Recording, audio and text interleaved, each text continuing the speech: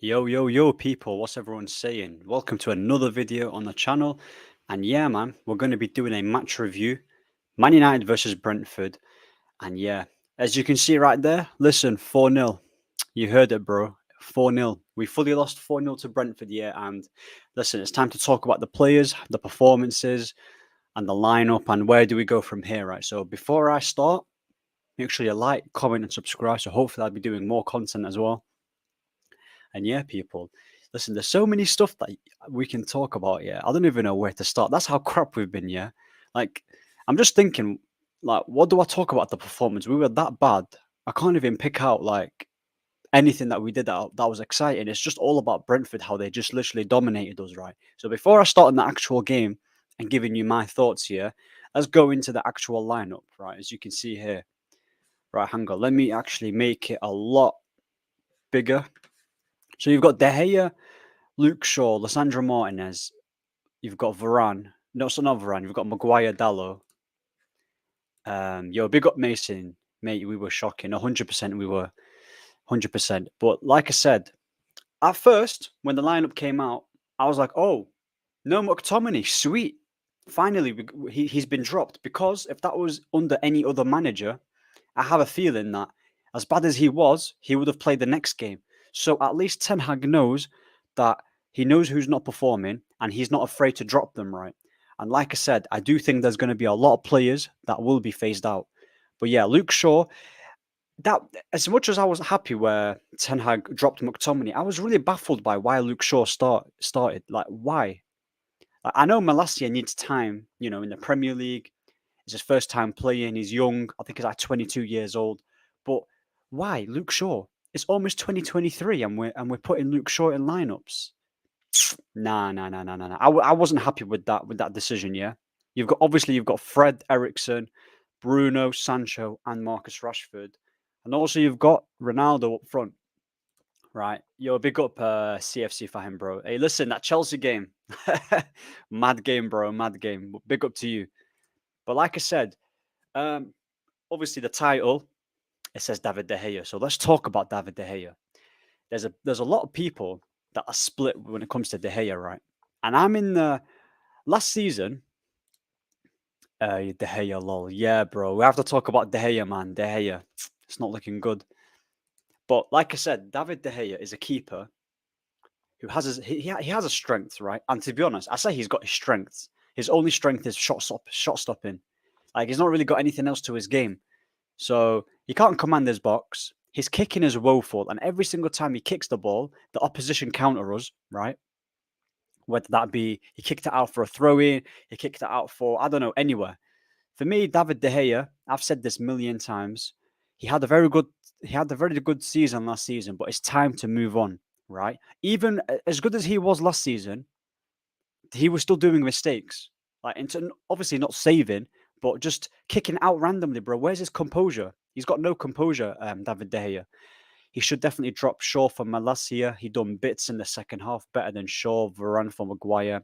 Then I know Garner ain't the best, but Garner over Fred Eriksson, Donny over Bruno. Yeah, I agree, Mason. I'll go into the midfield in a bit, yeah, but I'm just going to talk about David De Gea for now. Shout out to everyone that's commenting, yeah. But David De Gea, there's people saying that he's the least of our problems. We've got other players that aren't good enough. De Gea shouldn't be our issue. But if you think about it, if we're trying to play out from the back and you've got David De Gea, when you give him the ball, he literally is scared. Bro, he just boots it randomly. He's got, like I said, he's got no composure. You've got goalkeepers like Edison, right? He might not be an amazing shot stopper, right? But he fits the system. David De Gea does not fit the system the way how Ten Hag wants to play. That's why Arteta got rid of Leno. He's a better shot stopper than Ramsdale, but Ramsdale is better when it comes to distribution and stuff like that. And he helps the team play better as well, whether you like it or not. I'm not really a huge fan of Ramsdale, yeah. But if Arteta thinks he fits the system, he fits the system. So, yeah. Every time Henderson goes on loan, he just plays so shit. Plus, he got no competition. So if he plays crap, he won't get dropped. Yeah. Playing for a lower side, for a what's it called, for Nottingham Forest, is not going to be that much pressure. I agree with what you're saying. For Ten Hag, De Gea ain't that guy. Teams will take advantage for his crap distribution, 100%. right? So we've already acknowledged, yeah, that his distribution is horrible, right? And when you're trying to play possession-based football and you want to keep the ball, and then De Gea's booting it, and then the opposition starts a counter-attack, and we're just like, oh my days, what do we do now? It's not good enough, man. I don't understand why people are saying, oh no, De Gea is not the issue. He literally is a problem. He might not be the biggest problem at United, but he's a big problem for Ten Hag. Look what Pep Guardiola did for Joe Hart. Joe Hart was a good shot stopper. He was like, no, in a bit, I'm getting in. I'm going to get Bravo. Bravo didn't work out. Then he got Edison. So we need to stop having this attachment to players. And if they're not good enough, just get rid. Stop having this sentiment, yeah? David De Gea, he's been a good servant for the club, right? He has. But it's time to go. I think his contract is ending in a year. I don't know if anyone in the comment section, yeah, make sure you tell me when his contract is ending and how long he's got left, because I'm not sure. But if it's a year, cash in on him. That's just my stance on De Gea. He's not good enough, man. He's not good enough. And also with De Gea, one more thing before we move on to the other players, mate. We wish we got, mate. We should have got Maignan. He's number one keeper that I want. Yeah, he's a good goalkeeper, man. Also, Lafont is decent. Yeah, they're good shouts, but our scouts are stupid, man. They won't even know who they are. Jordan Pickford, who will do a better job for Ten Hag than De Gea. Nah, but listen, bro, I can't lie, bro. None of this Pickford, bro. I'm not having Pickford. What? Nah. Listen, I know De Gea's bad, yeah, but I hear what you're trying to say, but Pickford's not that guy. I would even take the Brentford keeper. Look how many crosses he was claiming. Oh, yeah, last thing as well. De Gea, not only that his distribution is poor, he does not command his box. I have, you know, when an opposition has a corner, I'm scared because I feel like De Gea's just got a ball watch. Similar to the third goal. I know it was Lissandro's fault. It was Lissandro's fault because he got bullied by Ben Mee because he's like 6'2" and Ben Mee's like 5 foot or something, bro. So at the end of the day, that was always going to happen. So yeah, David De Gea, he was at fault for the first one. How the hell do you fumble that? How does he? That first goal, how? How does that go under his hands? Bro, he's meant to be good at shot stopping, and he let the easiest goal go in the first one, right? That's disappointing. That's so bad. That is horrible. The second goal, let's talk about the second goal. He has Lissandro Martinez to his left. I think he has another player. I think it was Maguire. And then Ericsson, who's got a player right next to him. And then he passes it to Ericsson in a situation where there's a lot of pressure. Ericsson, it wasn't his fault. It was poor by him, but it's not. That wasn't his mistake. That was De Gea putting him in a situation he shouldn't even be in the first place. So that's another error by De Gea. So that's two errors. Yeah. The third one is arguably his fault as well. He was just ball watching. Nah. De Gea's not it, man. He's not it, man. We need to get rid of De Gea ASAP. Can't claim crosses, can't distribute. He's only good at shot stopping, but he let an easy shot in the first goal. Like, I'm sorry, but he's not that guy anymore. It's time to pack your bags and dip in a bit. Right, let's move on to Luke Shaw. I still can't believe there's guys in lineups, you know. This is 2023, and we're still playing Luke Shaw. And I feel like he's very protected by this fan base because he's British. And yeah, I don't see what he's good at. What's he actually good at? Can someone tell me what Luke Shaw thrives in? He's been here for 8 seasons for Man United. He's not produced one consistent season. And that one time where everyone was calling him Sherberto, yeah, he had a few decent months and everyone jumped the gun. That's how low the bar is with Luke Shaw. You put in any half decent performance and then he gets praised into the best player. That's how bad he was for Man United, right? So Luke Shaw is someone we need to sell. Malacia comes straight in because when he came on, he was actually good. So Malacia needs to take that spot. As for Lissandro Martinez and Maguire, yeah, Maguire is just crap. I don't even need to analyze that guy. He's a walking calamity, bro. He's good at being injured and being rubbish. I heard that, bro. I heard that. But yeah, as for let's talk about Lissandro Martinez, yeah, because obviously there's a lot of people that are taking the piss out of his height, and I understand what they're trying to say. Malacia looked good. Yeah, he does look good. The thing is, the reason why Malacia should be starting, Luke Shaw has no intensity to his game. He never goes back. He never goes up and down the pitch. He's lazy. He only decides when he wants to overlap, right? And his positioning awareness is horrible. When a right winger comes across him, he always destroys him. He either gets the cross, Luke Shaw never blocks it, like I said, his position is woeful. Does Luke Shaw even offer anything going forward apart from one overlap he does in like 10 years and then that's it? What does he actually do? It's horrible, man.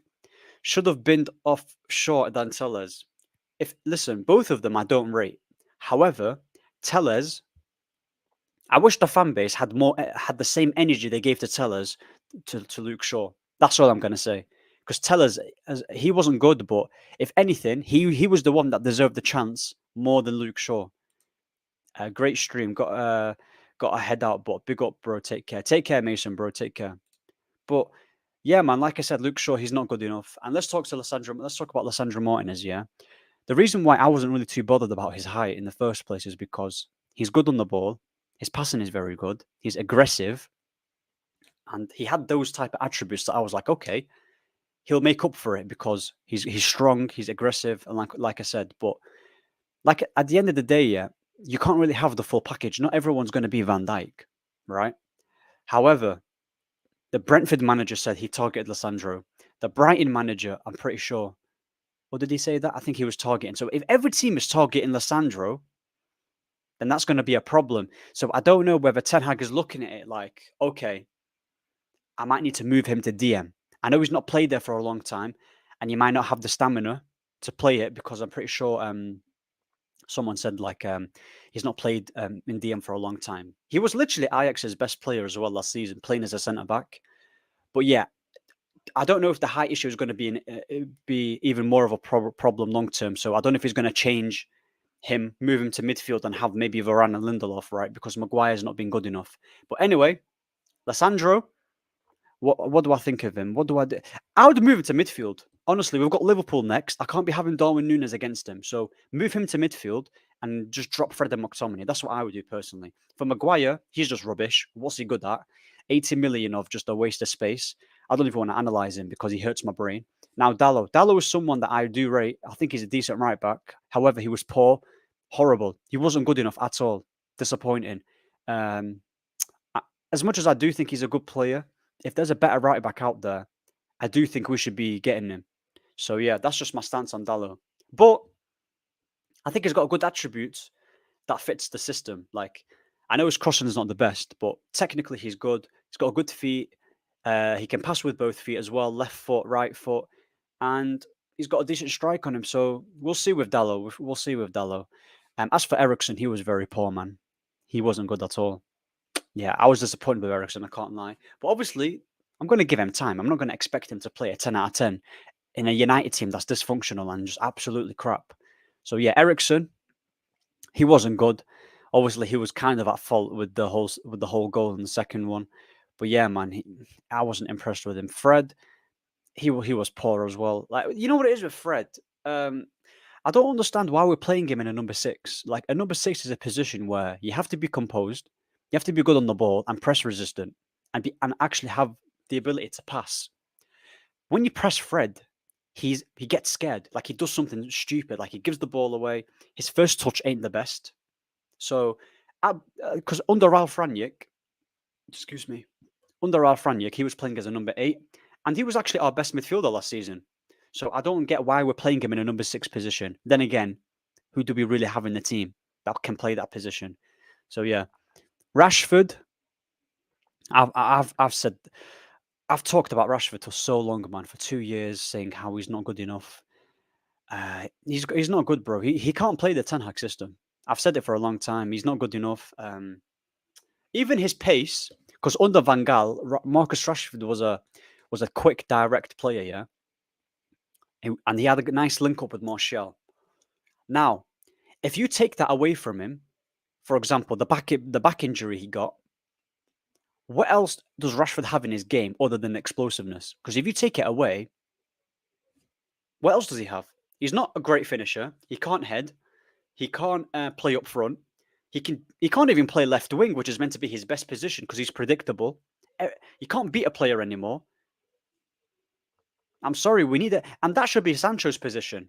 I'll speak on Sancho like later on, but that should be Sancho's position. Why are we playing Sancho on the right? Even though he can play that position, but he's way better on the left. Rashford should be dropped. Actually, no, forget dropped. PSG, bro, go get him. Just go get him. 20, 30 million. Boom. That's what I would do. And yeah, man, I've not really been a huge fan of Rashford anyway, to be honest, for a long time. So we should get rid of him. There's a lot of wingers out there. Dan Juma, Pedro Neto. Just two on the top of my head that I can just think of. Memphis Depay as well. Just go get them. So yeah, Rashford's not good enough. Bruno Fernandes. Bro, he's literally like the opposite of Ten Hag football. Bro, this guy is just not serious. He's not a good footballer. And you know what it is, by the way? Funny enough, two players that I don't rate, Bruno and Rashford, are the two players that actually performed pretty well under Ollie. And the thing is, under Ollie, all this guy was doing is playing counter-attacking football. You give it to Bruno, Bruno looks up and see Rashford running an over-the-top through ball and then Rashford goal. That was literally the whole. This is why we did so well against the big teams. Sit back, counter-attack, use McTominay and Fred to do to do the job to try and win the ball back. And as soon as Bruno gets the ball, hoofs it. He's not good fundamentally, bro. His fundamentals as a player is not good enough. When you press Bruno Fernandes, it's so easy to tackle him because he's not really a great dribbler. His passing is too inconsistent. He's a decent striker of the ball, but then again, he missed a huge chance that he skied it. Even the one against Brighton as well. Yeah, he's got good stats, but I'm sorry, there's more to the game than just looking at someone's stats. I'm trying to have a team that can play good, fluid football, and the numbers can be spread out. It doesn't just have to be Bruno Fernandes. So for me, Bruno Fernandes isn't good enough. He's another one who I haven't rated for a long time. Just get rid of him. Now, Sancho, yeah, I'll be honest. He's been very underwhelming the past 2 games. I'm a huge fan of Sancho. He's actually my favourite player. My favourite Man United player. But bias aside, he has been shocking. He's been shocking, bro. He's not been good enough. He doesn't impose himself enough in games. Now, the thing is with Sancho, his style of play is I know he wants to pass, give one to, like, you know, he wants to link up with players. His style is completely different to how the team is currently playing. He's not quick. He's not direct. We're not playing to his strengths. He's a player that will do very, very well in a possession-based team, like a Pep Guardiola. Even maybe what's it called? Even a Klopp, even though his is more direct. But you get the gist here. He can play very well under a Pep team. And that's why I think Ten Hag is the perfect manager for Sancho. But the thing is, we do not have the players to get the best out of Sancho. So as underwhelming Sancho has been, I'm going to give him time. However, he still needs to beat his man. He still needs to beat his man. He needs to impose himself in games. And yeah, and lastly, bro, move Sancho to the left. I don't want him to play on the right. Move him to the left, drop Rashford. That's what I would personally do. And yeah, what else do I say about Sancho? That's pretty much it. He is a very good player, though. He's got world-class ability. And I do think that as we build a team with better players, play to Sancho's strengths, you'll see the Sancho that we saw under Ralph Rangnick. Because under Ralph, he was good. He was quite good under Ralph Rangnick. But yeah, Ronaldo, invisible, didn't really do anything. He's been horrible, Ronaldo. He's another player that doesn't fit Ten Hag's system. You see the rhythm. You see the not rhythm. You see the trend. There's so many players that don't fit this system, and people are wondering why we're playing rubbish football. Look, you've got Luke Shaw, you've got Maguire, you've got McTominay, you've got Fred, you've got Bruno, you've got Rashford, Ronaldo. This is all anti-Ten Hag. Yeah? He doesn't have Tadic. He doesn't have Anthony. He doesn't have Gravenberch. He doesn't have Alvarez. Yeah? He doesn't have Timber. Bro, these players aren't good enough to play the Ten Hag system. Simple as that. You know what it is, by the way? They've been so drilled in by Ollie into doing counter-attacking system that they just revert back to that. That's all they do. So we need to get rid of Ronaldo because he's unhappy, doesn't want to be here, right? Why keep a guy who's unhappy, who clearly wants to leave? But then again, nobody really wants him because all the big teams don't want him. So we're stuck with Ronaldo unless he forces a move out, or I don't know, we terminate his contract, which won't happen. So yeah, Ronaldo, not good enough. I'm really intrigued to see when Martial does come back. I'm not saying Martial is going to fix everything. However, he is a big part in Ten Hag's plan and how he wants to play. Now, I know pre-season shouldn't really judge it that much, but you could see glimpses of him linking up with Sancho, linking up with a little bit with Martial, Donny van de Beek as well. Donny van de Beek is another player who should be playing 110%. So yeah. And as for player ratings, let me just keep it short and sweet. They all get a 0 out of 10. Actually, De Gea gets a -500. But yeah, man. And let's see who else came on. Oh yeah, McTominay came on. He was absolutely dreadful. Oh, McTominay, that pass he did to Malacia. Oh, this guy hurts my brain. He hurts my brain, man. He's just not good enough. Malacia came on. He was very, very, very good. Elanga's useless. He's useless, man. Rafael Varane. I don't know. I didn't even notice him, to be honest. But for my team against Liverpool, I would drop what's his name. Wait, hang on a second. I would 100% drop Bruno Fernandes, drop Rashford. If Martial is fit, let's play him instead of Ronaldo. Or you can put Ronaldo on the left and play Ronaldo up front and Sancho on the right. But yeah, it's not good enough, man. The whole team is just capitulating. And it's going to be a long season, by the way. It's going to be a long season. This isn't going to be a quick fix. Ten Hag knows the players he wants to sell, right? I just think that he's not being given the full power in who he wants to phase out, because there's actually something interesting that I want to show you guys. Hang on a second. There's actually something interesting that, if I can just find it. Where is it? Right, here we go. I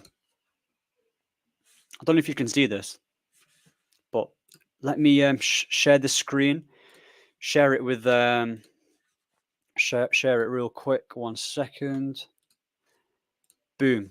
I don't know if you can see this, but here's the tweet. Eric Ten Hag wanted to give less minutes to Maguire, Shaw, McTominay, Rashford, Bruno, but was not allowed because their contract they have to play a certain amount of games and a certain amount of minutes. Otherwise, United will have to pay a big fee to the player.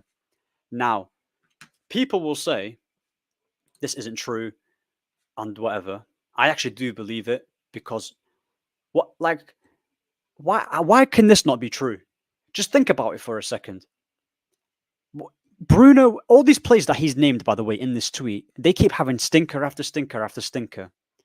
There must be a reason why they keep playing, and the reason for that is because they've got something in their contract. Bruno keeps playing when he's not a Ten Hag system. Rashford keeps playing. All these dead players that are currently playing, it's just not good enough, man.